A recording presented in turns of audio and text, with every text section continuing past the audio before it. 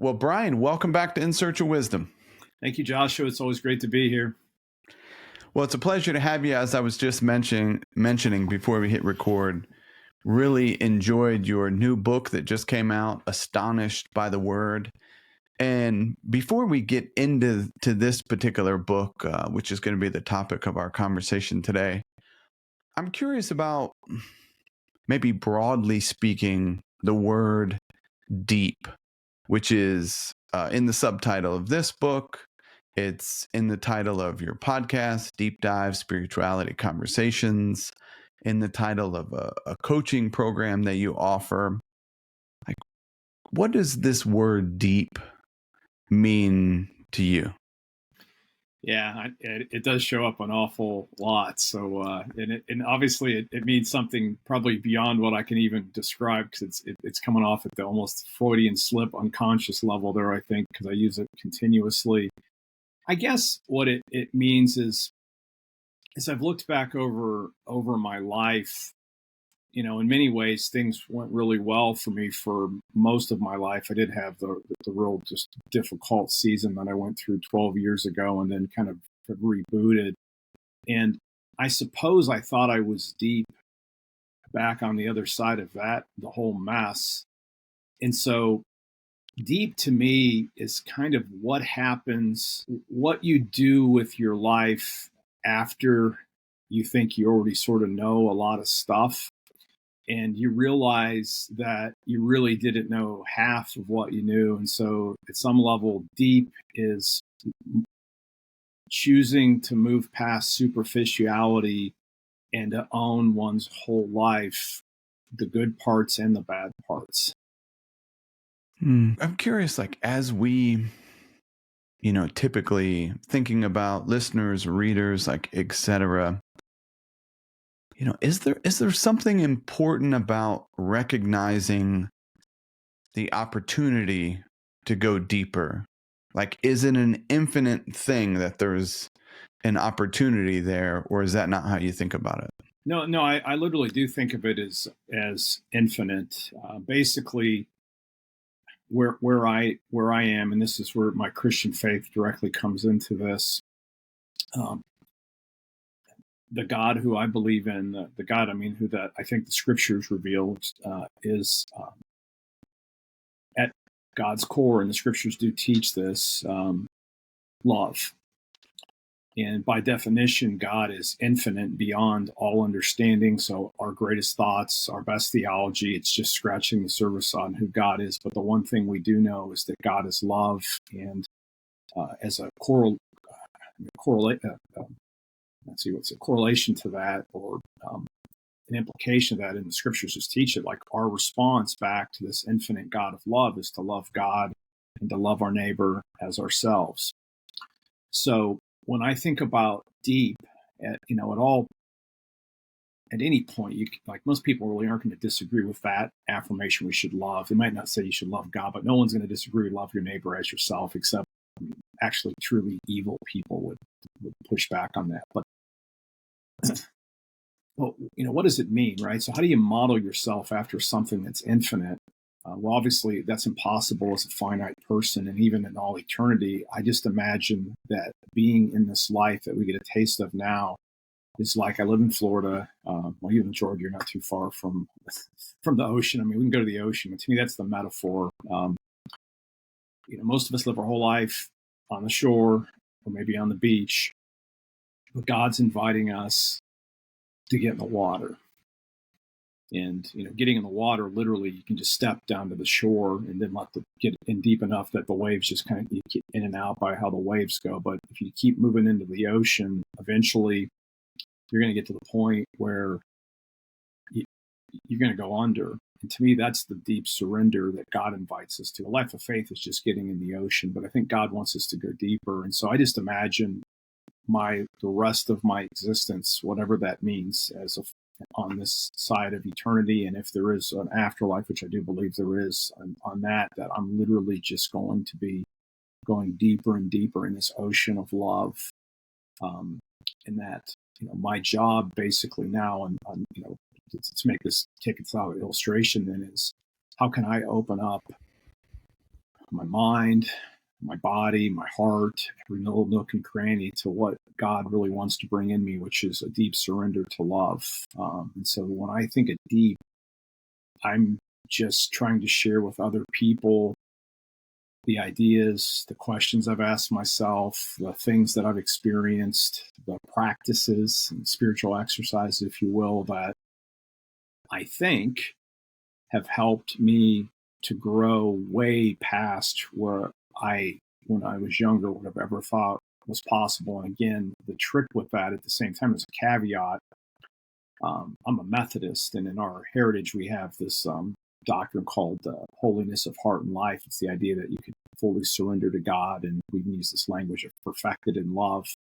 But what I've noticed is the more I've opened myself up, I used to think of myself, this will sound kind of badly, but I'll just say it. I used to think of myself as, maybe I really was living a holy life. But I've noticed as I've done all these practices that I probably am living better than I ever have. But we, of course, let everybody that knows me affirm or deny that.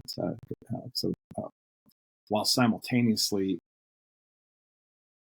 I feel dirtier than I used to be. And I'm not confessing sins here, but it's that idea as you approach infinity, you'll always need the grace that comes from infinity. And that's, I believe God is that source. I don't know if that connects, resonates, but that's how I would think about eternity growth and what this whole deep adventure is all about.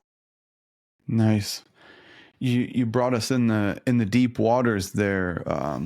7 minutes in, I love it. It's a beautiful thing, and I want to maybe come back in a few moments to this like deep surrender to love, and you're talking about opening.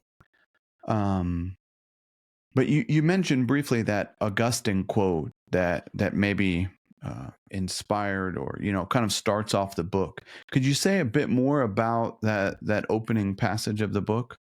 Yeah, and it comes from a little book that Augustine wrote. We use it at the seminary. The theology department uses it, so I picked up a copy. It's either called "On Christian Teaching" or "On Christian Doctrine" in English. You can find both titles because it's it would have been written in Latin, so it's just how you translate. So, but it's a book on that Augustine's teaching. He was a master of rhetoric.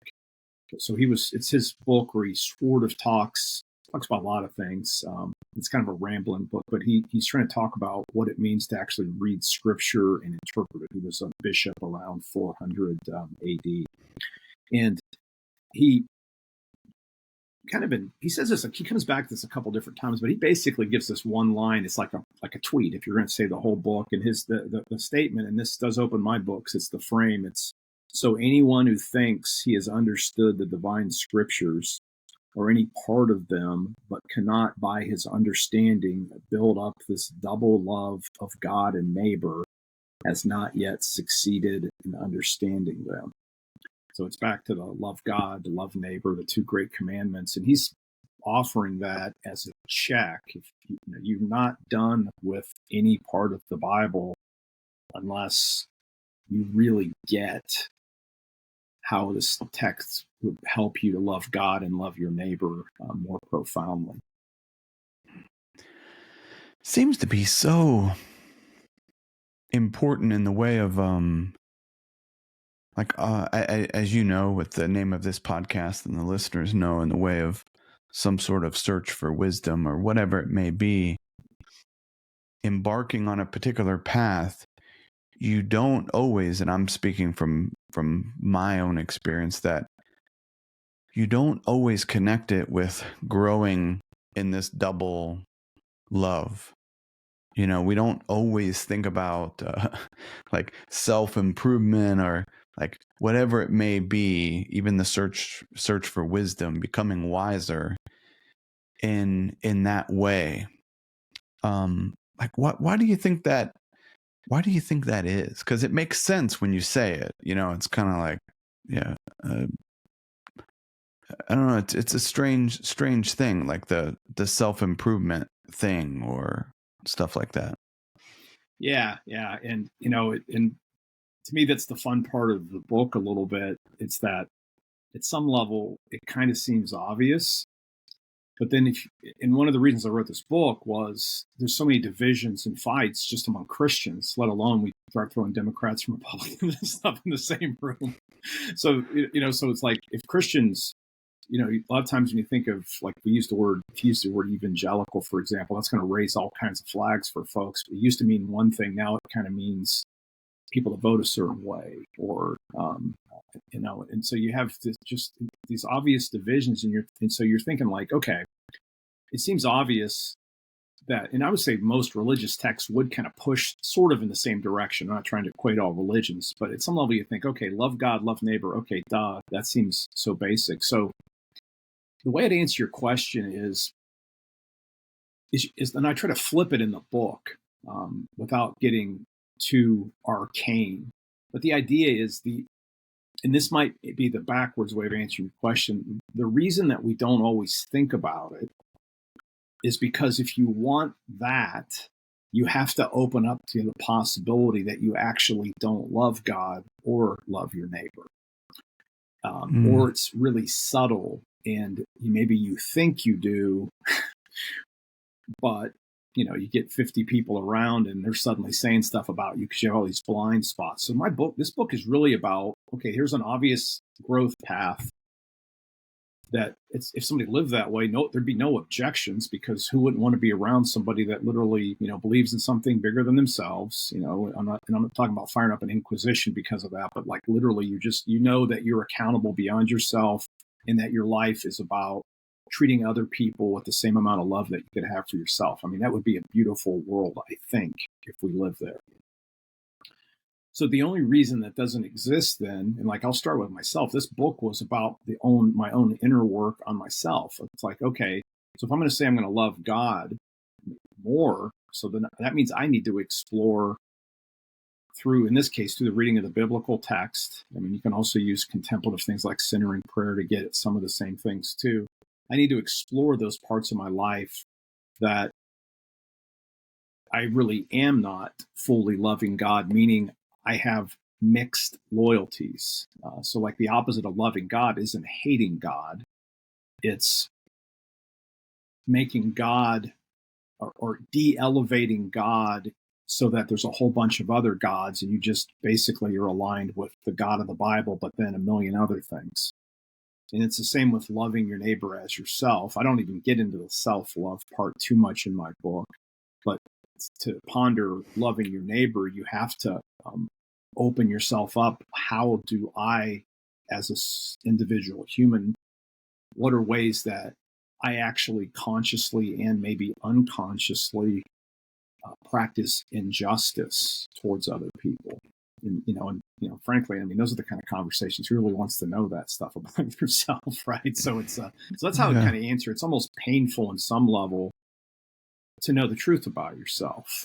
There's good things, of course, but it's those little hard edges. And this book is basically about how do I have the courage to read the Bible as a means of showing me beautiful things about myself, but also showing me the places where we need to invite God to come in and, sand polish off those rough edges. So I really am the person that God created me to be, desires me to be. And I can live like that, and I always just say like most of the time, because we're not talking about perfection here. That's probably not possible. Yeah. I'm really curious, and I love in the book how you talk a bit about like biases and blind spots and obstacles as you weigh. You've been talking about like opening ourselves up, maybe these things that constrict ourselves. Because like say if even one maybe adopts this double love as the goal, it's still very difficult. Like as you say, it's not necessarily perfection is not a possible thing. Could you say a bit about the obstacles to this for even someone that willfully and eagerly adopts this particular path? Yeah, I think the obstacles, there's a set that are common, I think, to all humans. It comes out of the contemplative tradition, and that would be what most people would think of as like the 7 deadly sins. I always go back to Evagrius Ponticus, who was a 5th century monastic, and he had 8, and I like his because which we'll get to in a second. So basically, what you could say some common blocks are the very things that Evagrius and what he was one of the early desert fathers, which means men and women left. They were all in for God, so they gave up everything, literally moved out into the deserts in, say, Syria and Egypt back in like the 4th, 5th centuries after Christ. So these are like people that if we would have met them, we would have probably thought like, these are like, wow, these are like fully committed. These are the holiest men and women we've ever seen. I've never seen anybody that loves God that much. But what was interesting, and this is the lesson for us, is these folks are out in the desert and they spent time basically in solitude. What do? They prayed. And they did other things, but they would pray and study, and they just wanted to be fully devoted to God. And what they discovered is it was easier for them to get out of the world into the desert than it was for the world to get out of them. That would be a way I would phrase that. And what Evagrius noticed was that there were these 8 things that were, he called them evil thoughts or distracting thoughts. And these are some of the blind spots. This is a deeper level kind of blind spots. This is just the stuff that we all have to work out of. And the categories he said were things like gluttony, greed, lust. And notice, this is super important, and I don't want to take up all the time, but I think it's real important to say that those are normal human desires that get distorted. Greed is simply a desire to make sure you have enough, and it's a fear of not having enough. So that's our brain firing off. Oh, I need to get this stuff. Like before we had a hurricane not too long ago for probably both of us. It's like, oh, I got to make sure I got food, and that desire, it can, when it becomes distorted, becomes greed. Gluttony isn't just being overweight. It's a fear that I'm not going to have enough food. So I either eat too much or I become hyper focused on my body. And, the whole cult of beauty that we've cultivated in the Western world kind of is a form of gluttony, even with people that are super fit. Fitness, an obsession with fitness is gluttony in some ways. And then lust, obviously that's the one that a lot of people focus on. But that's not just desire, because that's a normal piece for to reproduce, that sexual drive we have. That isn't lost. It's when it becomes distorted. So that's what we're talking about. All these are distorted things. But those are the first ones. And those are the ones that are easiest to see, usually. And, there's lots of movies and plots and stuff. But Evagrius saw those as first level. And these get worse as they go down, though, in the modern world. And oftentimes the modern church, we focus on those 3 things, especially lust. But then the middle ones, he had these dispositions that were more of like emotional kind of things on the inside. And another blocks that we have would be anger. And the early church was more worried about people that were angry. And we have a lot of people I've noticed that are really angry today about lots of things. And some things are worth being angry for, but it becomes a distorted desire. And that's then a block for our growth in love. So anger, sadness, and he didn't mean depression there, but it was this was more of a religious thing in the sense that I'm devoted to God, and I sort of have a fear I've missed out on my life because I was so devoted to God. So it's like a spiritual sadness that maybe I gave up too much. And then sloth is the same thing. It's not laziness, nor is it the cute little animal. It's a spiritual laziness, like, oh, I've done enough. Evagrius called it the noonday demon because monastics got up early and they were praying. So by noon, they're kind of tired. I've done enough for God today. So that's what sloth really is. And then at the bottom, and he thought these were the ultimate killers. So he had 2 words. It's pride, which is me internally thinking I'm better than other people. That's the ultimate killer to the spiritual life, is that sense of superiority.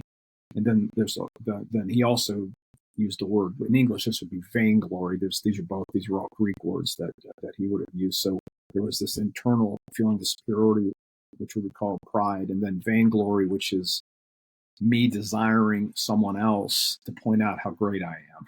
So it's my need for like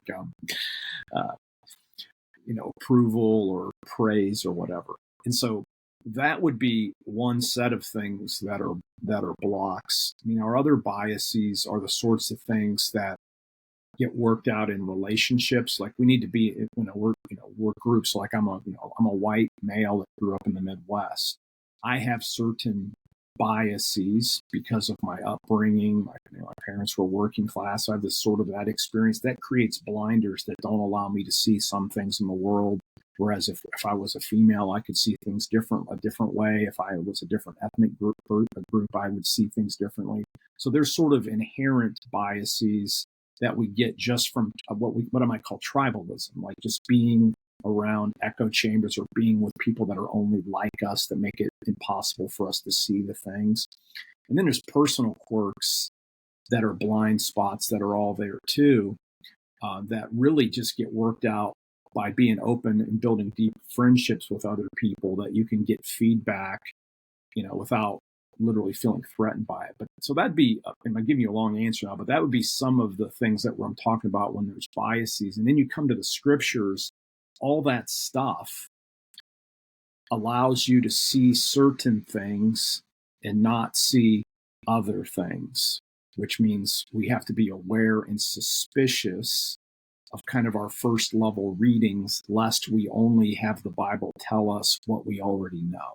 And that's so good. I think it's so helpful, especially like as you were talking about pride right there, which is such a tricky thing. I mean, it's like you almost need an education to really understand the many, many ways that it could manifest itself. But even as we were talking about earlier, like this particular path of becoming wiser or self-improvement, like sometimes that improvement thing is improving ourselves beyond, others. It's some sort of thing that we think there's like a hierarchy among, among humans, and we're in this race with one another type of stuff.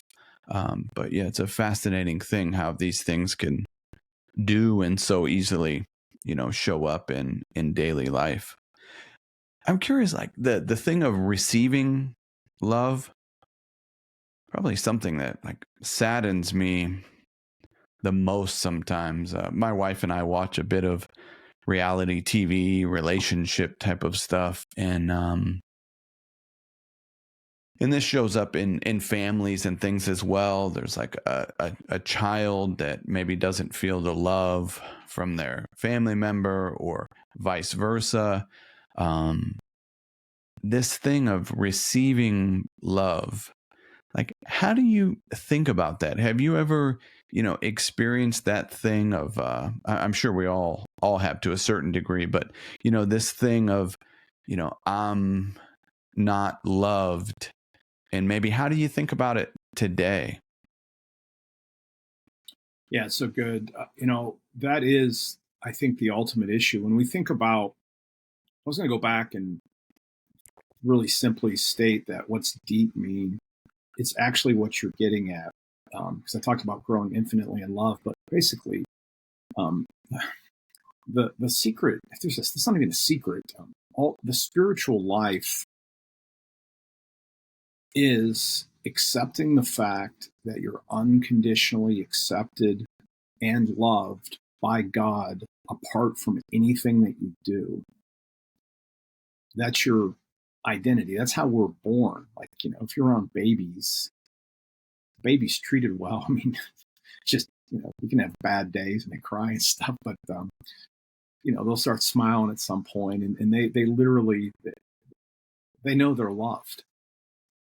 But what life does to us, unfortunately, is kind of knocks that out of us, because through our circumstances, I mean, there's some exceptions to this, we learn that we need to earn love in certain ways, or we have experiences, and they don't have to go all the way to the level of true traumatic experiences. We just have experiences. You get into groups, somebody makes fun of you, somebody makes a comment about you, and you suddenly, that innocence that you had, that, oh, I'm okay the way I am, like, I'm not. And so I have to actually now live and earn the love that I get. So most of it with our parents, right? There's usually a parents whose love that we wanted more than we got, or whatever, or maybe a parent smothers us. There's all that attachment stuff that kicks into this. And so the spiritual life then is actually letting go of all that armor that we end up building up and the muscles that we built to try to earn love, and realizing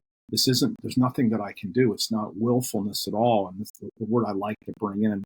I don't know if it's in the book. I think it's in the book somewhere, but I need to get to the point in my life, and this is where surrender comes in, that I realize there's nothing that I can do to earn love. All I can do is be willing to receive it.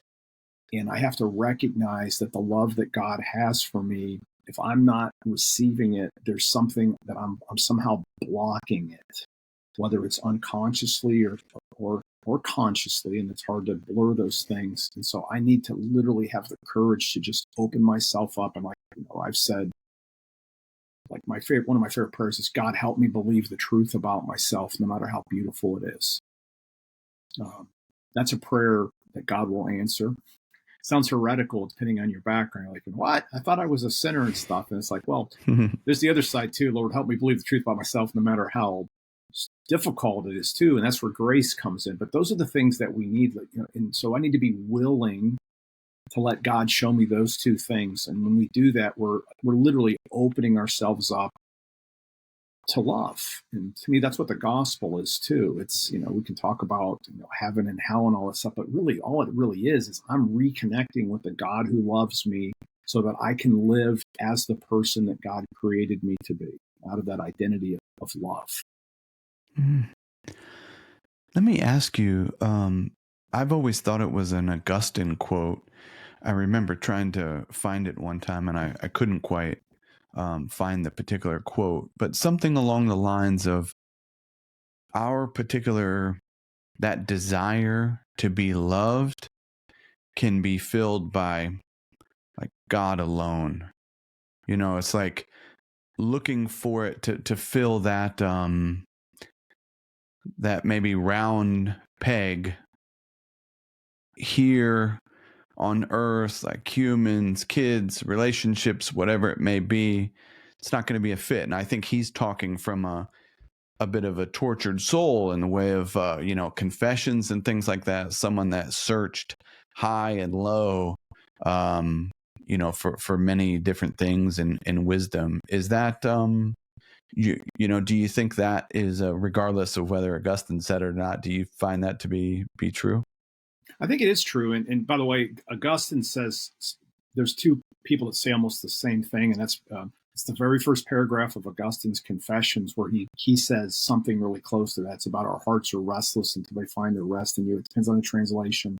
Yeah. And then Blaise Pascal in his Pensées talks about, it's something like God-sized hole or something like that. So those are the two thinkers that get at that, just if you ever want to try to find it. But it's Pensées might have the closer quote that you're looking at. It's Pascal. Nice. But yeah. That literally is, those are the ideas that I really work off. And this gets really even underneath the book, and this could be something else I work off. I've always thought about, well, actually I do talk about it in the books. I talk about with this idea of idolatherapy, which that's a made up word, but it's like, how do you get all the idols out of your life? And I basically argue, and this is where the blocks come in, is we all have a hole that's filled, that's lack, that it's anxiety, it's fear, shame, guilt, all that stuff that if we're quiet in a dark room with your eyes closed and you just sit there, it's the stuff that comes up. If you want to call them your demons or whatever, and I'm not talking about literal demons, it's the stuff, it's the chatter, it's the negative self-talk, it's that parents lying that you weren't good enough, or it's the kid that made fun of, all that stuff that just goes around inside of us when you're in silence. I call that the whole. And our temptation though is to self-medicate that pain in some way, whether it's like, for me, I worked way too much for too many years trying to prove that I was good enough. From other people, you can do, some things are harmless. Play video games too much. Some people get into alcohol, drugs, all that kind of stuff, all the things that are sort of the addictions that are basically, they're soothing our pain from something outside of ourselves. So that's that hole. And instead, that's what I'm talking about, being willing. It's like, you got to be willing to just face that, experience the discomfort as the way that God actually will then come in, because the reality is God is inside of that dark space. We usually think God's somewhere else, but that it's in that dark space. But you have to have the courage to just face it and come open-handed surrender. And then the love actually flows into that hole ultimately. So we try to fix it ourselves. The hole doesn't go away. If we own it, feel it, and have the courage to just face it, God fills it with his love. That's beautiful. I want to chat a bit about that here shortly. I've got a note of that, but before I forget, I want to talk a little bit about reading the Bible. Reading the Word, your book, Astonished by the Word. And sometimes it seems like we can think of that being, I need to read it cover to cover.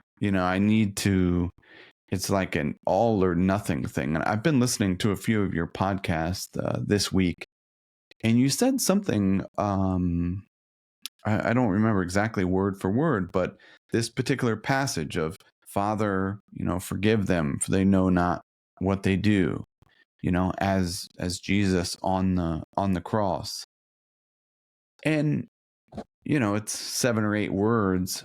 And I just wonder if, in terms of reading scripture, like just taking a small particular passage and not just reading it and being done with it, but meditating on it in a way, letting it live with us. And towards the end of the book, you talk about, different practices, Lectio Divina and spiritual journaling, which we can get to towards the end of the conversation. But I'm just curious if you'd say something about, reading just a small piece of the Word.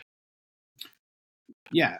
And the one thing I would say is, it is good at some point to read, to kind of know what's in the Bible, but it's better to actually apply and fully integrate one verse than it would be to know everything that was in the Bible. And so there's always a balance. Like I've been reading the Bible since I was like 15, so I'm like 39 years into it. And so there's seasons where I'll read just big chunks. Like I want to read the whole Bible all the way through. So it takes a couple of months unless you're really, because it's long.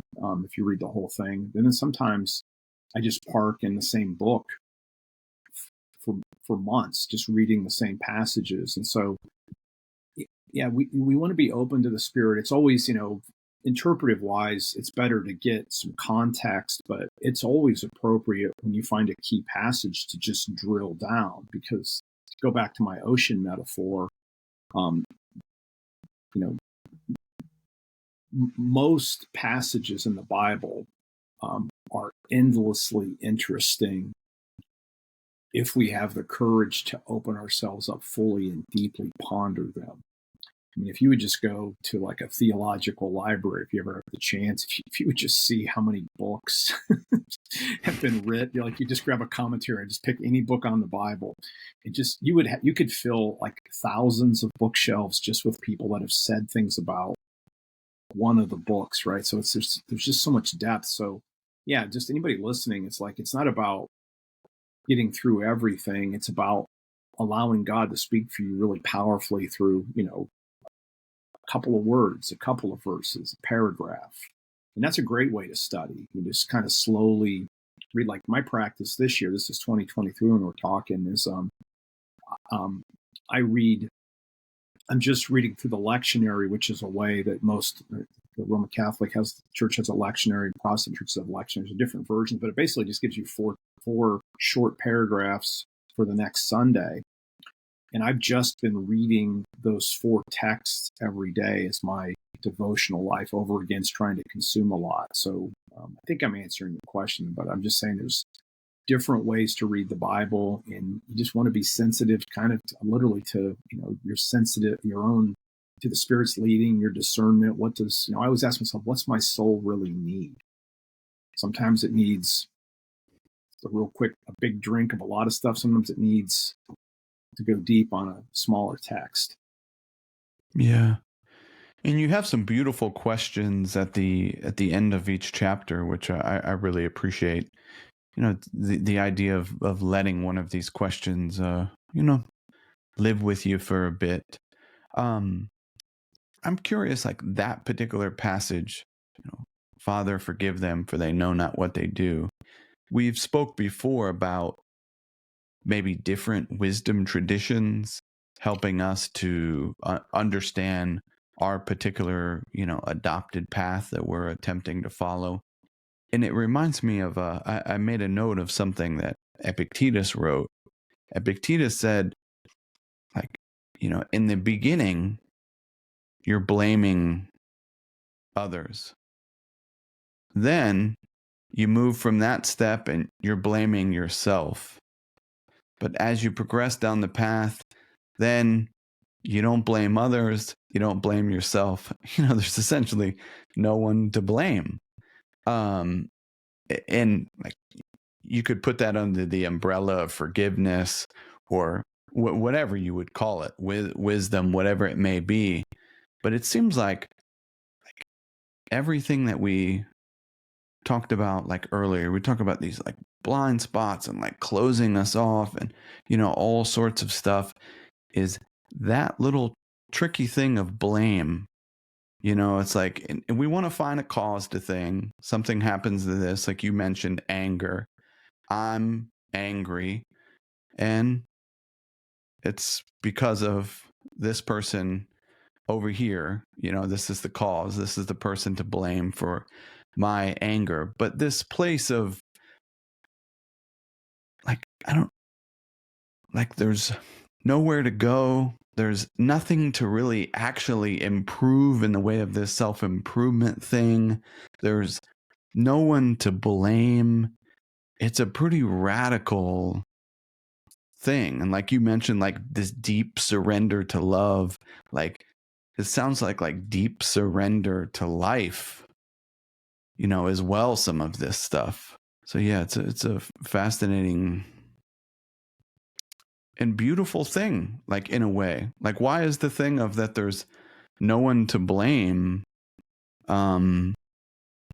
such a challenging thing? And I'm not going to the extreme where there's like, it doesn't mean that there's not accountability for things and all sorts of stuff like that. But yeah, anything come up around that, Brian? Yeah, that's really deep. Let me just, I think I love that Epictetus quote too.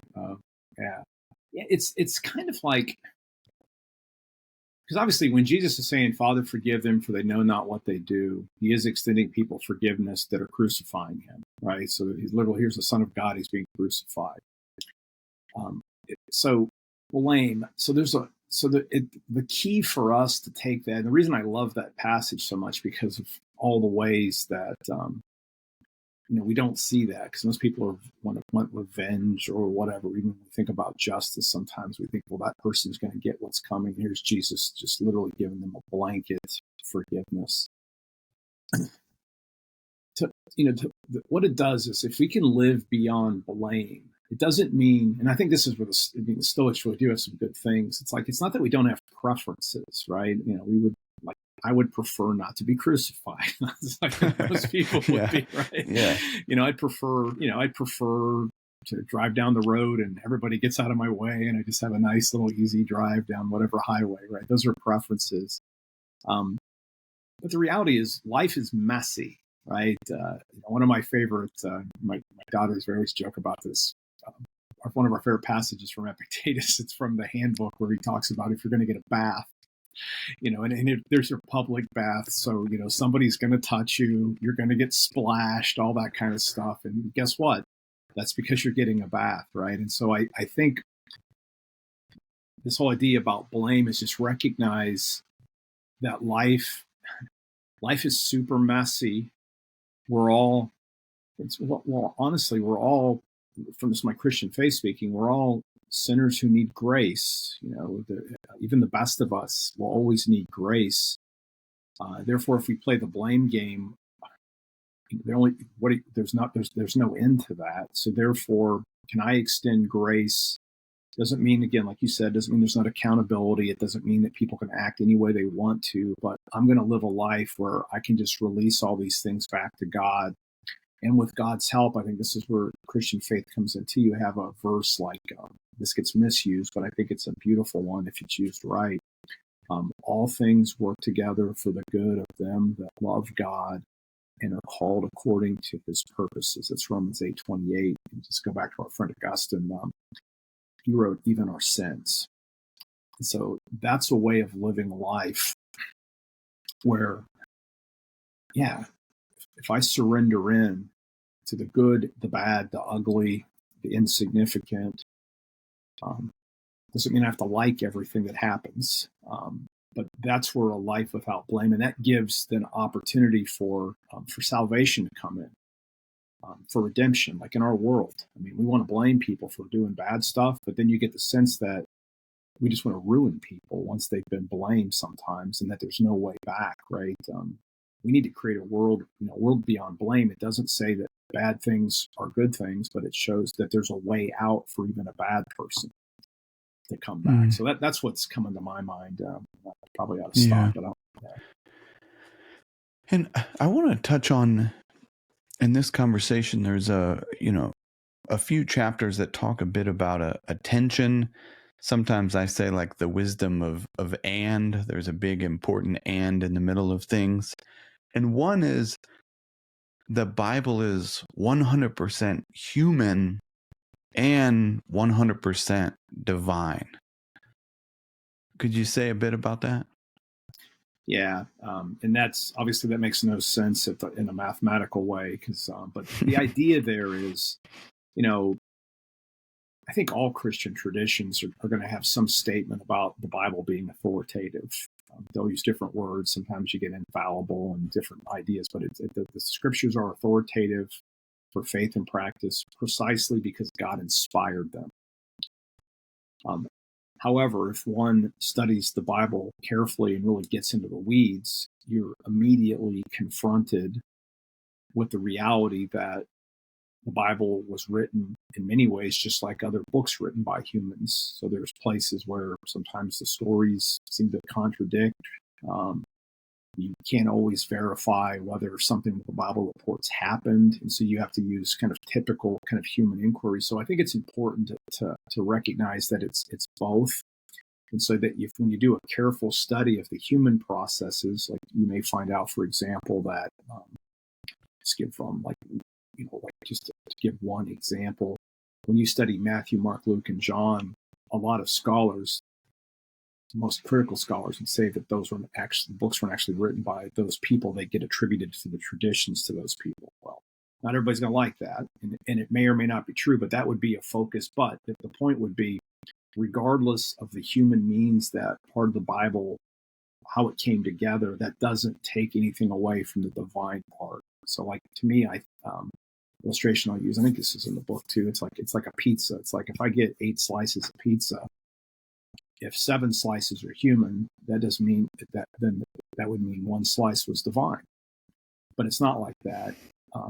It's 100% both. So we're really talking about 2 pizzas, and to say, so the idea is to recognize that the Bible is human and divine, and not to see that as a problem. In the same way, in Orthodox Christian theology, Jesus was both fully human and fully divine. So that's one of the creeds that I think all Christians agree to, assent to in their belief system. So I don't know if that muddied it up, or if that was clear enough there, Josh.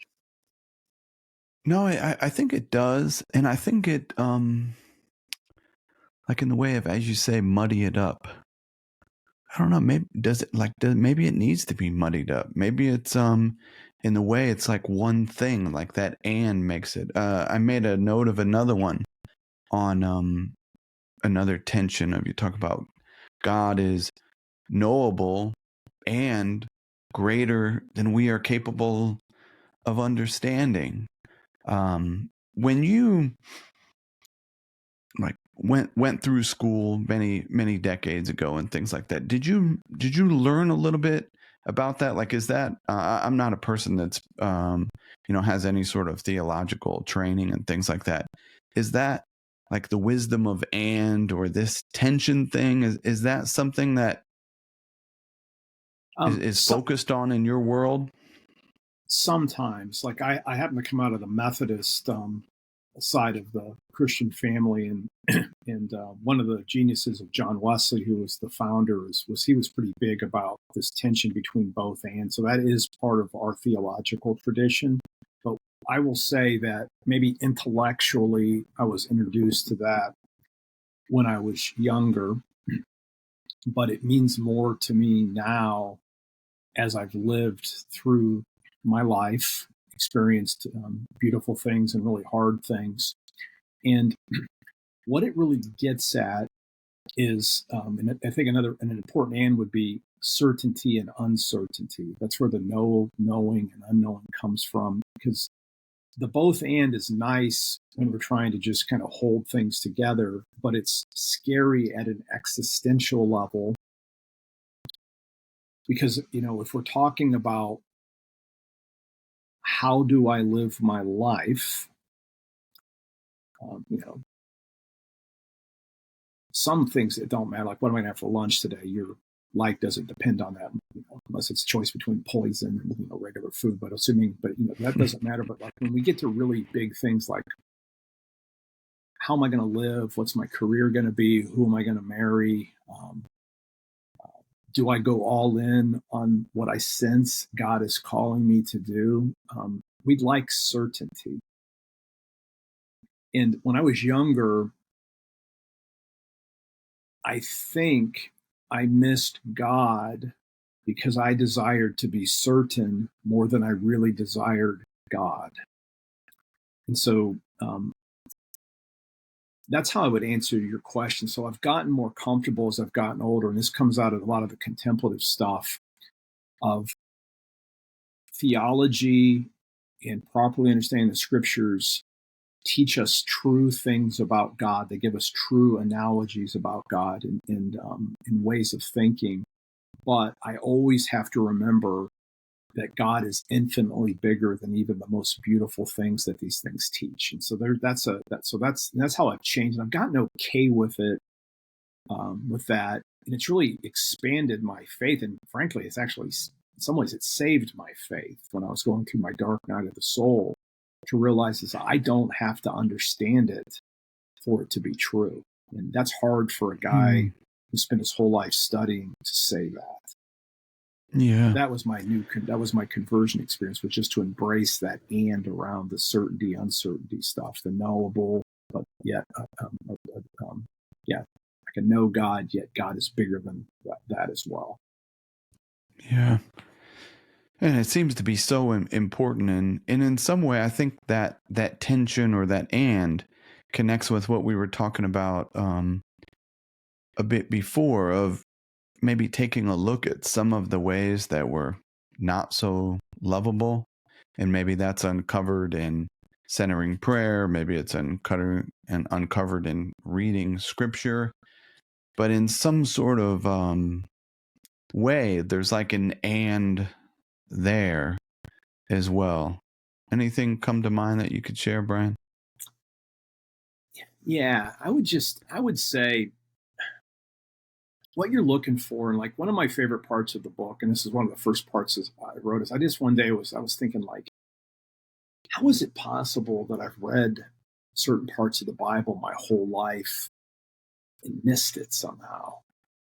And then I thought, you know what? It's because I've spent way too much time thinking about all the other people that should be reading this text instead of me. And so, like, an and that I would touch on is one of my favorite, I think, sentences. It's something like, whenever I read a text and immediately think of somebody else or some group that should apply this passage to their life, I've realized that's actually a signal that I'm the person that needs to apply this text to my life, right? And so that's what's coming to mind when you're saying that. So it's the blind spots are there when we desire first order to externalize, or we think of some other person that needs to hear this. That's really a signal. Like, or if I find a part of the Bible I don't like, that's the part that I need to look at more.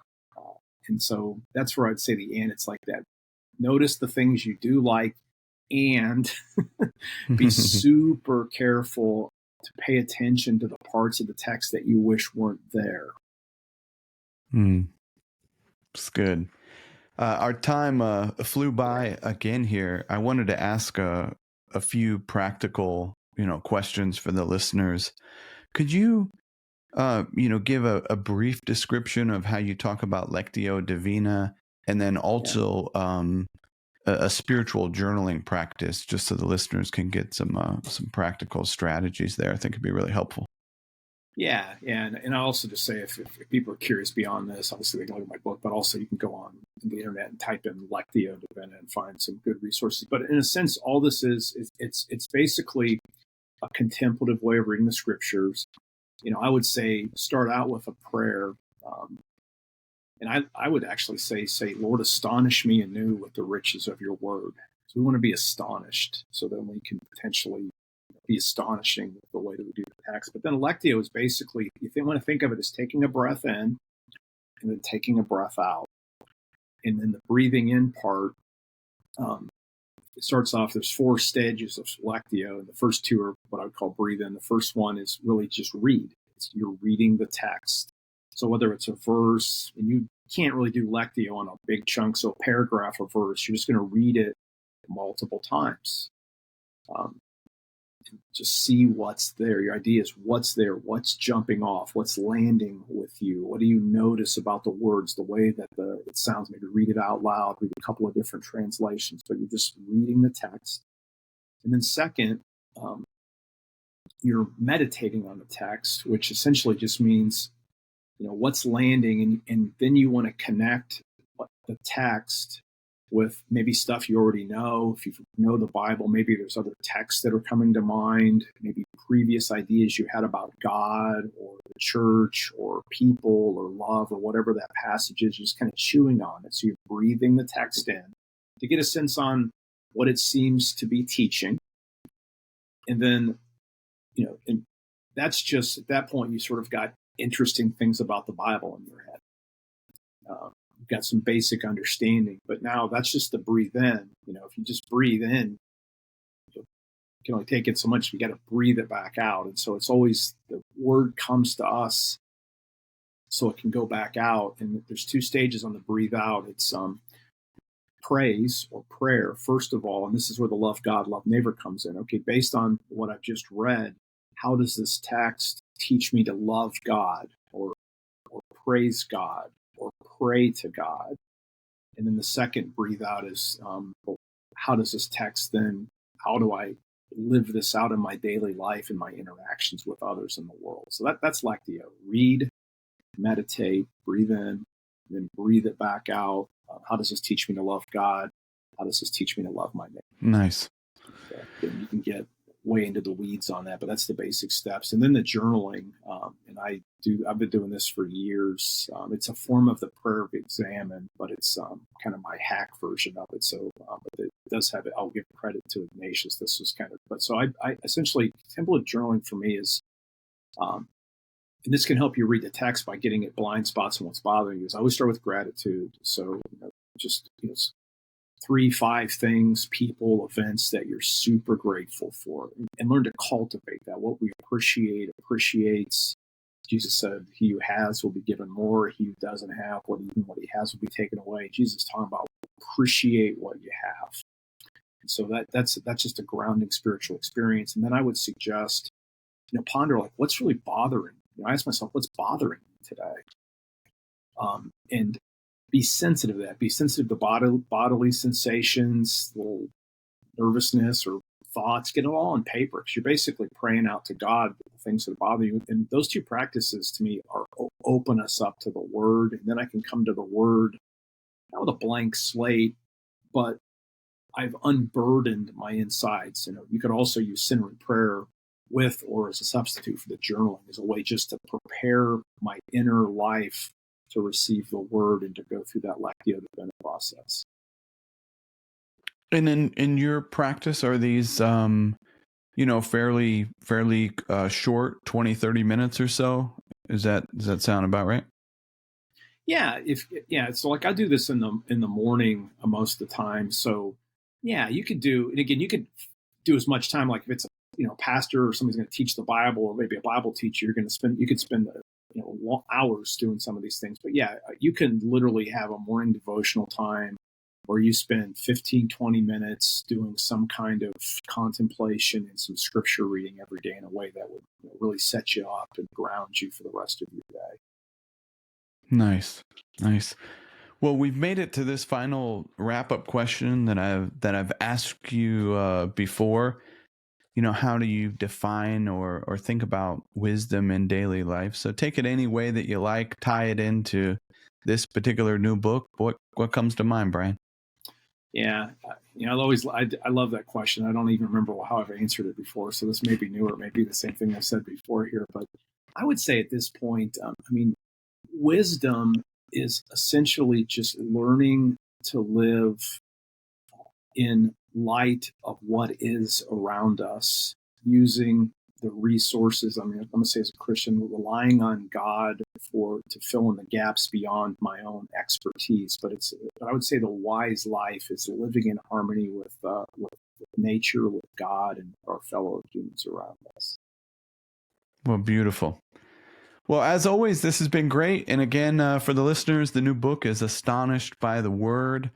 Are there any other books or particular sites that you might point our listeners to? Yeah, I guess, my centering prayer book really goes along. This is almost like a follow-up to that. So it teaches the contemplative prayer. So you can check out my centering prayer book. Centering prayer, sitting quietly in God's presence, can change your life. If you want to connect with me, you can check out my website. I've been blogging a little bit more. It's brianrussellphd.com, and there you can find links. We'll put a plug in for my YouTube channel. You can find the link off of my website. But if you're just interested in, you'd like to see some of my Bible teaching, I have a playlist on centering prayer. I have some stuff on Astonished. Actually, all my videos I use at Asbury, where I teach at Asbury Seminary, are on there as well. So, folks, there's got hundreds of videos on scripture and some coaching stuff, but mostly it's scripture, prayer, and those kind of things to help people in their spiritual life. So I'd point folks there if they'd be interested too. Nice. And I'd have to recommend your podcast as well. You've done some really good solo casts lately that I've really enjoyed. So thank you. Yeah, good stuff. So thank you so much. Dr. Brian Russell, thank you for coming back on In Search of Wisdom. Anytime, Josh. It's great to see you. And thanks, everybody, for listening all the way to the end. It's always a joy.